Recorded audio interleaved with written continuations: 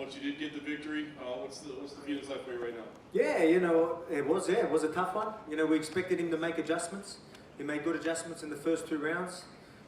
We started off that first round, we're like, oh, yeah, we're doing good. Then obviously he actually did what we actually expected him to do, even with some of his attacks. But again, yeah, his first 2 rounds were strong, and then we knew we had to pick it up. So from the third round, onwards, we picked it up. So that third round was close, but we were confident we got that third round, and then obviously we took the 4th and 5th. So yeah, tight fight. But when the judges were, the scorecards was getting announced, we were pretty sure we got the last 3. So happy with the win. To beat Max back to back like that, that's saying something. I'm happy to finish the chapter.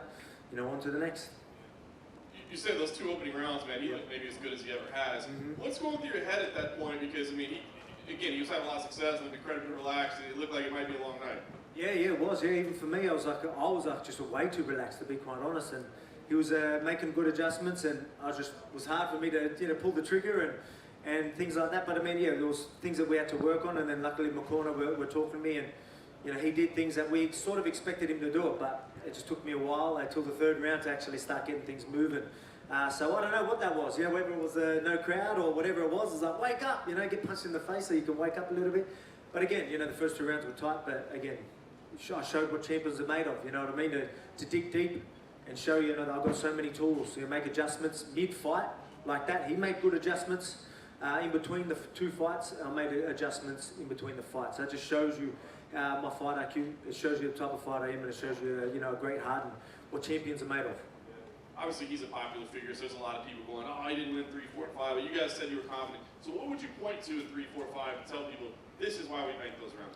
Yeah, well, obviously 4th and 5th, I'm pretty confident. Most people would know I clearly won that. That 3rd round was probably a little bit closer out of the 3 last ones. But, obviously the takedowns and, a lot of my shots I feel like were better shots anyway, to be quite honest. But then first 2 rounds, again, I'm a realist. I'll tell you, I believe that he started off well. I come back from the 3rd onwards. Again, I showed what champions are made of. This sport isn't easy, and sometimes you're going to be put in these positions, and only certain champions can dig deep like I did. And again, I'm proud that I dug deep and got the job done, and bring this back home to Australia and to my family. You said closing the chapter. I mean, certainly there'd be no need to do a 3rd fight right now. But do you feel like you're done with them forever? Or do you feel like maybe at some point down the line, because the fights were so close both times, that a 3rd fight might be interesting? Oh, mate, look, you never know. Again, I'm not going to, obviously he's got to go through the ranking system again now. And, I don't think the first fight was close. This was probably closer than the first fight, but again, I got the job done. You know what I mean? It doesn't matter. Again, I feel like I could have done a lot better, but I've still showed that I'm the best fighter in the world, even today. So, I believe I finished that chapter. I don't know where he goes from here, whether he wants to move up, I don't know. But again, I've done what I had to do. And, I'm proud of that. And again, I bring this back home. So I get to bring that back to my family. And I've got my eye on these contenders, whoever it is, whoever's next. There's that top 5, they're about to fight each other, and I've got my eye on every single one of them. Nice. Last thing for me, I mean, you said you'll take on anybody, I guess. Is there a schedule? I'm sure you want to go home and enjoy your family a little bit, but how do you see things moving forward? I guess you're kind of tied to when you can fight because of this whole COVID situation, but what do you think the plan is? Well, we're back to full contact training back home, which is good. So now I can have real camps, and I can travel and do that as well. So I want to fight at the end of the year. Obviously, get a real camp in. I'm not making excuses. No one had a real camp really, but I feel like I can definitely do a lot better. And with a full camp later on this year. Again, I'm going to keep proving myself as the best featherweight of all time. I really think I'm a few defences away from that, a couple defences away from that. I'm the best featherweight in the world right now, but I want to be GOAT. And you need title defences to do that, and you need #1 contenders to do that. So I've got my eye on every single one of them. Hopefully, we can see who's that #1 contender before the year's out. In the first fight, you felt you won comfortably. Was there any doubt in your mind when the judges were reading out the scorecards tonight? I wouldn't say doubt, you know what I mean? Obviously, I trust my corners. They were saying that it's up to that 3rd round. That 3rd round was close. We think you've done enough, but we'll see. You know what I mean? So that's they're realists. They're going to tell me how it is. So I knew we had to see how it goes. I was pretty confident that I did enough in that 3rd round, and the judges thought so as well. So again, this is a crazy sport. For you to come back from being down and not being able to get yourself going and then waking yourself up and being like, come on, you got a belt, you know, you got to bring this belt back to your family. It shows you what type of a champion you are, and shows you the heart, determination, and that's what it's all about. You know what I mean? I'm all about that. I'm all about that hard work. I'm all about determination, you know, good morals, values, and all that type of stuff. And you know, I got to show that tonight. So you know, I'm proud of that. Do you think the slow start could be because of the time you have to fight? Mate, it was again, I don't want to make excuses. That's not the type of person I am, but there was a few things. There was a few things that were a bit off, and I felt it. I definitely felt the changes.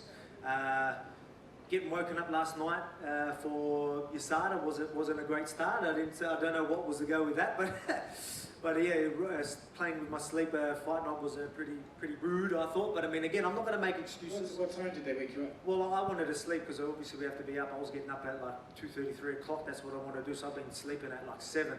So I was at 9, 10 o'clock. They decided to 10 o'clock. They decided to come and wake me up to do a USADA test. So I don't know what happened with that. Again, I'm not making excuses, but I mean, like, anyway. But again, there was a few things that I wasn't really happy with. But shins, you know, my right shin was still sore from the last one as well. So, so I had to get over that. I couldn't use the legs as much as I'd like. So it was hard to break his rhythm early, and you know, he adjusted to that pretty quick. But then I had to start using them anyway.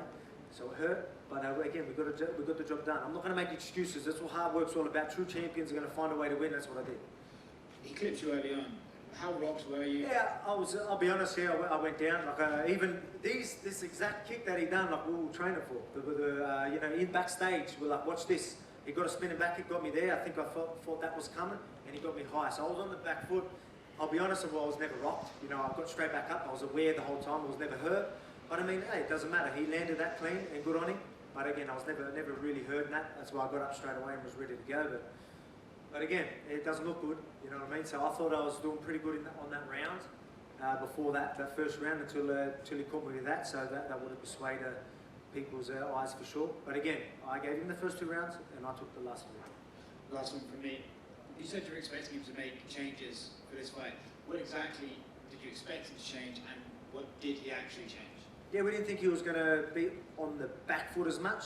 We didn't think he was going to try and make me miss so much, and so we thought he was going to stand and then probably be a little bit heavy on the front legs to check kicks and whatnot. So we had to make adjustments mid-fight. So again, I couldn't really use my legs as much as I'd like, but I had to still keep him guessing. I had to still make him think I was going to use that and then fire after it, and you know, just make him react how I wanted.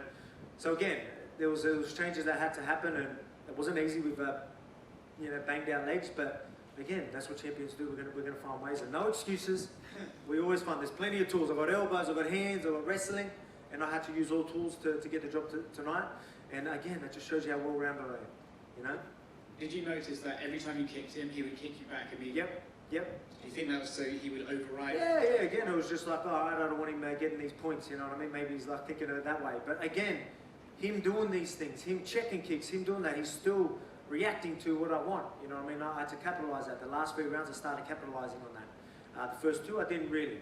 You know, again, I was a bit scared to use the kicks and then follow up. And again, he done a couple of things that, you know, obviously throwing knees up and then made me hesitate a little bit until we figured him out in the last 3. I made the adjustments and then started picking the jabs and picking the shots and the takedowns. Thank you. Congratulations on the title defense, champ. The Schmo got text messages, voice messages from Henry Cejudo. Okay, quoting him, he's calling it theft, and he's challenging you, telling you to bend the knee. I know you want #1 contenders, featherweight division. Does that fight entice you at all with him? Yeah, you know, let's be realistic. Well, fighting him again, he's done great things in his divisions. You know, I've got nothing but respect for the man, but at the same time, me fighting him ain't helping my legacy. I've got #1 contenders, I told you. If I want to be the guy, I've got to take out #1 contenders.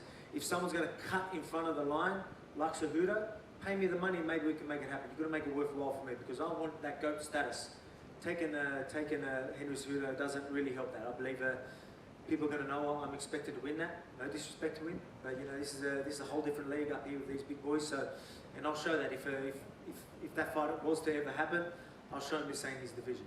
And again, that's what people are going to know if I take him out in my division. You utilized the wrestling in this match, the Hickman wrestling. What makes Max Holloway so difficult to take down and stay there to the ground? Yeah, he's just got a good takedown defense. But I mean, because he made adjustments with other things, you know, again, I don't want to give too much away, but you know, he was standing his ground with checking the kicks and not taking the backward step, so left openings for other things. You know what I mean? So again, it just shows you how diverse I am, and you know, if one thing doesn't work, I'll find another. It took me a couple of rounds, but 3, 4, and 5 I did it. So that just shows you, again, I sound like a broken record. That's what champions are made of.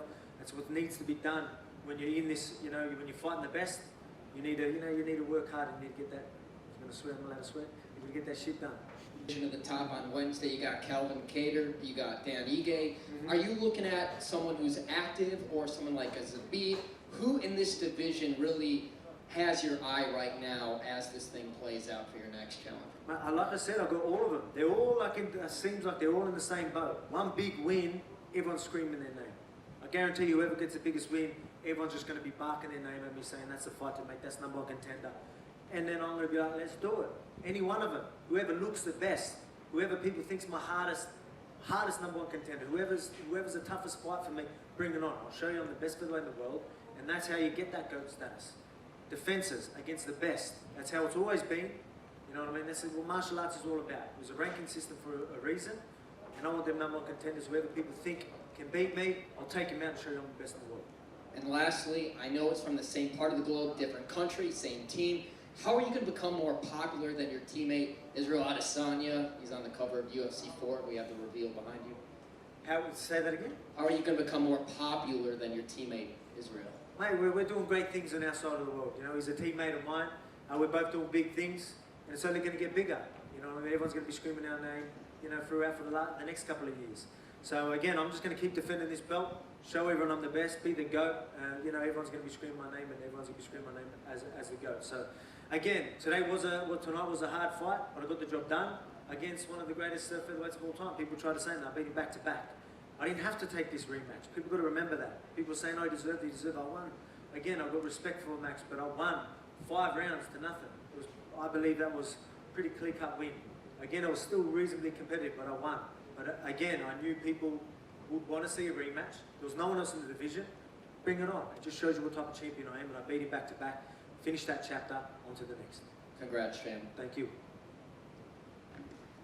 Alex, one at the back over here. Now that the fight is behind you, any plans to actually try to enjoy the island at all? I know you mentioned in an interview the other day, tried to get out on the F1 track. Any plans to have some fun tomorrow? Yeah, we went on that Formula 1 track. That was unreal. So that was pretty cool. Fight week shenanigans. It was all right. You know, we got to do that. They took us out on an Aston Martin and some other car was drifting, and it was good fun. We actually really enjoyed it. Yeah, man, I wish I could do more, but we leave tonight. So maybe have a couple of beers or something, or we'll just have a bit of fun, and then we've got to head off. So can't get too drunk.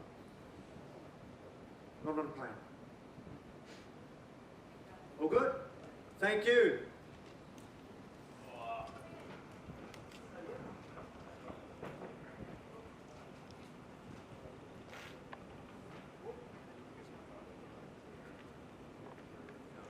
What do you reckon about the asada? It's waking me up, eh?